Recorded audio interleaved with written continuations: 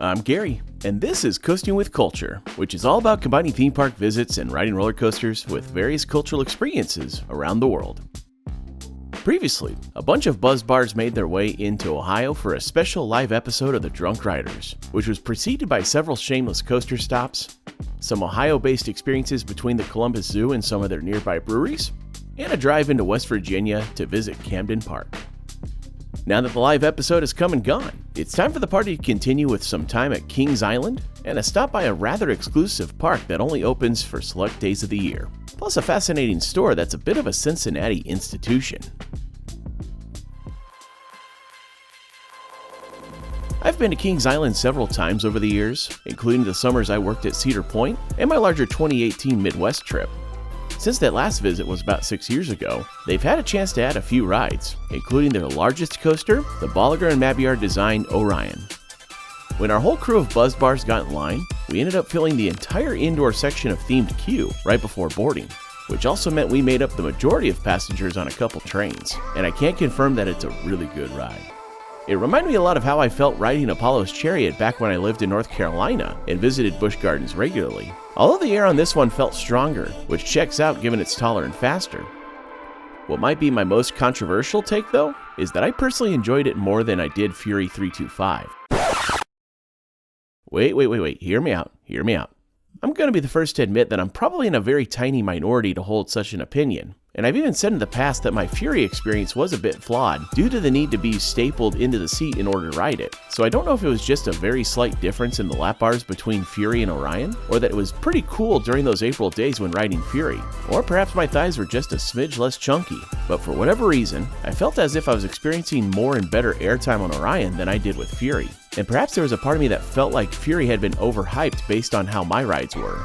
Regardless, I certainly respect that a lot of folks out there are more likely to enjoy Fury than I did, and would be willing to admit I'm wrong if I go back to Carowinds and have better rides.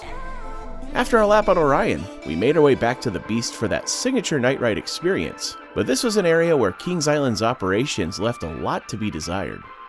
They closed the ride for a while because of their nighttime fireworks and drone show, which is understandable for safety reasons, and not the cause of my gripe. Rather, it was the reopening process that was the biggest flaw, because they sent exclusively fast lane riders for what felt like an additional 30 minutes or so, while not allowing the regular line to make any progress whatsoever. And when we finally got onto the ride, it felt really neutered, as you could feel yourself being flung forward with the trims on the course slowing the trains down significantly. They've been working with Gravity Group for some larger track maintenance and repair, which certainly helped smooth out several sections. But hopefully they get to work on it more so it can be brought back to the legendary status it once had, and those night rides can be as ferocious as I remember them being. Since our wait lasted so long, the park was already closed for the night, but luckily many of us were planning on coming back in the morning.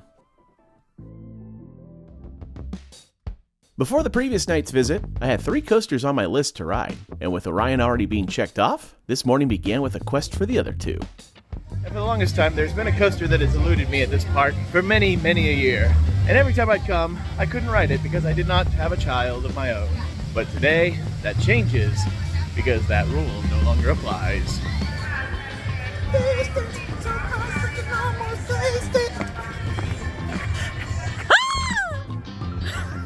And now there is a crowd of people who are going to bask in the glory of my whoreness.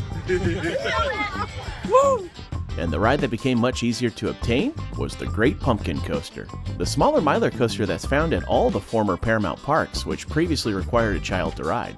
But before the 2024 season, that restriction was lifted. So several of us went for a spin now that we could, without having to borrow a kid. And that is now a successful +1.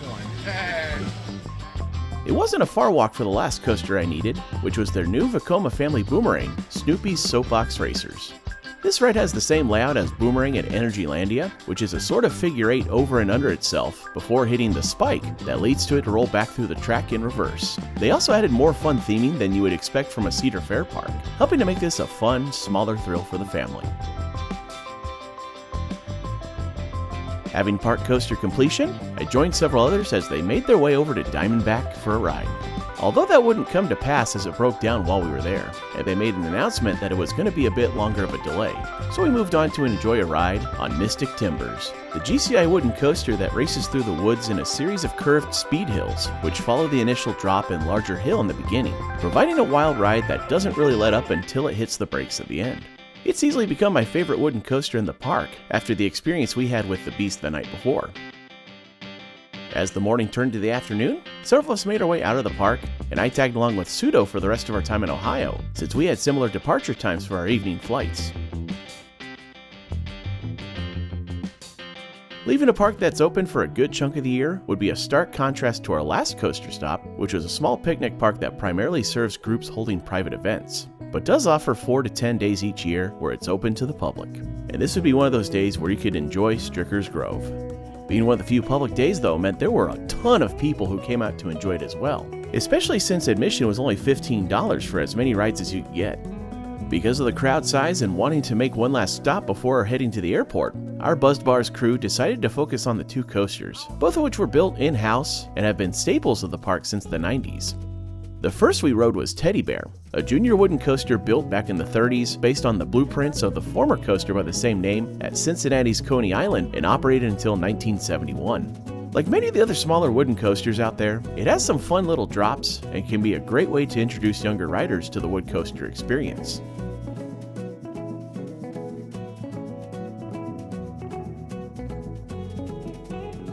The other coaster, which is the largest ride in the park, was Tornado, a mirror version of Rocky Glen Park's Comet, and took 3 years to build since it was done in-house by Ralph Stricker.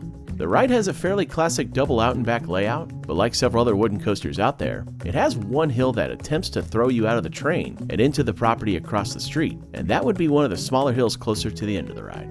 So I wouldn't sleep on this one.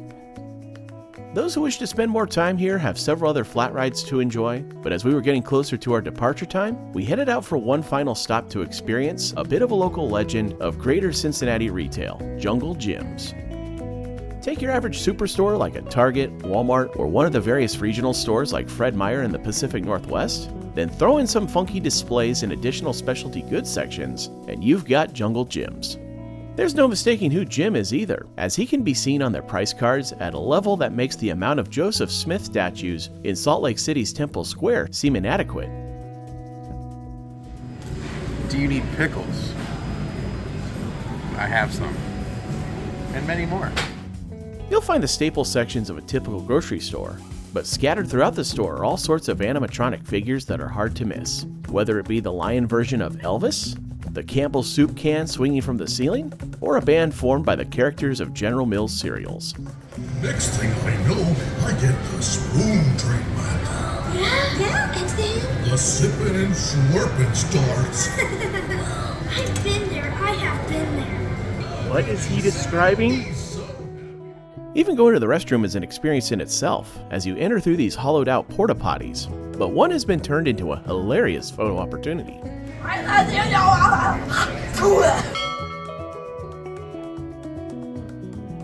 They also have a massive section of goods from around the world which have their own themed displays, and tons of beers and wine to choose from, some of which you can enjoy while you shop. There's certainly a lot to see at this place, and you could totally justify planning for a couple hours to take it all in. But unfortunately, Pseudo and I didn't have a ton of time, as we had flights to catch.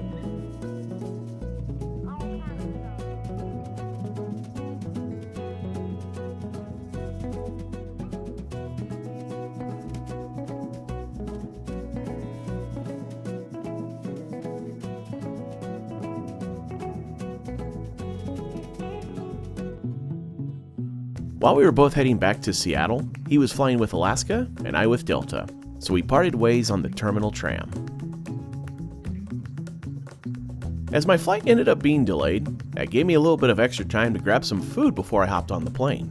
There are certainly a variety of culinary options here at Cincinnati Airport. However, seeing as how I'm in Cincinnati, it felt like it was appropriate to go ahead and try some of the local cuisine, and so that's why I went ahead and decided to try Skyline's three-way, which is spaghetti, cheese, and chili.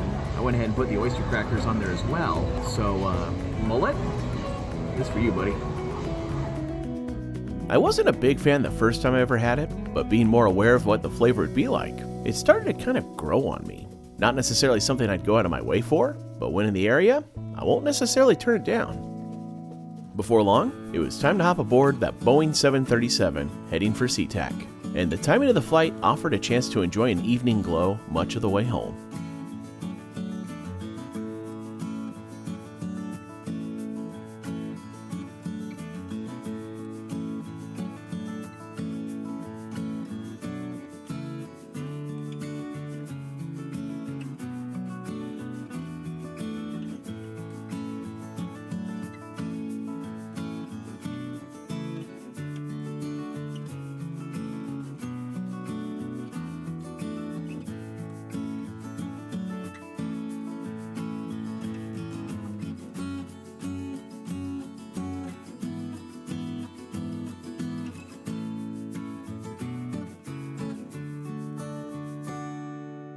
Returning to the Pacific Northwest means another successful adventure, and I'd like to offer a huge thank you to the Buzz Bars for putting together a really fun event with multiple brewery visits, amusement park stops both big and small, and a chance to enjoy some laughs with the guys who are a part of making this whole thing possible. I'd like to extend another congratulations to the trio for the longevity of their show, and for some of the really cool things it's led to, including new friendships and travel experiences that many have enjoyed because of those they've met through it. Here's to many more episodes, and even more great events for the Buzzed Bars in the future. Another thank you goes out to everyone who came out for this event, as the Buzzed Bars always make for a great time no matter where it is. I also want to thank Aaron for helping me get around and being my roommate for much of the trip. I was a bit bummed they had to depart for home early due to an illness in the family, but glad to hear that things got better after. And I appreciate everyone who helped me get around once he had to bail.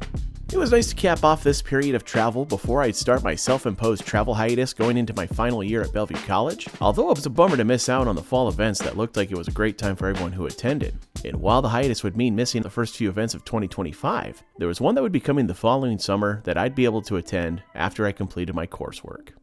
Although I might have been able to take at least a short little break to sneak away, but we'll talk about that next time. For now, thank you all for joining me on this look back at the celebration of the Drunk Riders' 287th episode and the shenanigans that came with it. I hope you enjoyed it and that you'll come back for more here on Coasting with Culture. Thank you for watching this video from Coasting with Culture. If you enjoyed it, please give it a thumbs up and click on the subscribe button to see future videos here on YouTube, like these ones which you may enjoy as well. Additional content can be found at coastingwithculture.com, and you can also follow Coasting with Culture on various social media channels at CoastWCulture for announcements, previews, and updates. Thanks again for watching, and until next time, take care and safe travels.